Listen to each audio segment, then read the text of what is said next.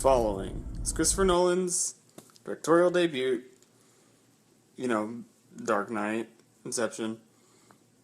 So, there's this guy, he doesn't really have anything going on with his life.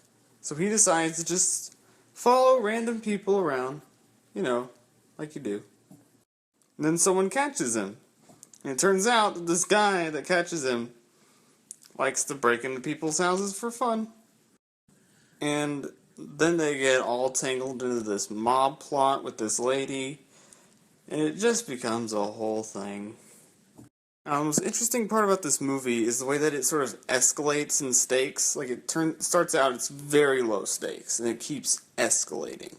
It was interesting to see these guys that were so calm before become more and more worried and tense as the story progressed. And I thought that was handled very well. I also appreciated that our two main characters, even though they were weirdos, they still acted like normal guys. They just do weird things. And I appreciated them not making them act like crazy people.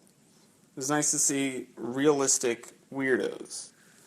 Another interesting thing about this movie is that it kind of shows us the origins of Christopher Nolan's directing style. His disjointed style of narrative, the voiceovers of narration. That was a fun little look into the history of Christopher Nolan.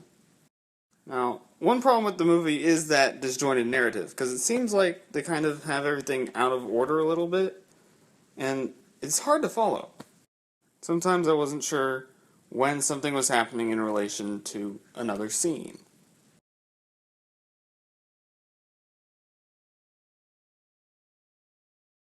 Another movie with a low budget like this was Clerks, and Clerks was funny, and it was loud, and that helped you maintain an interest.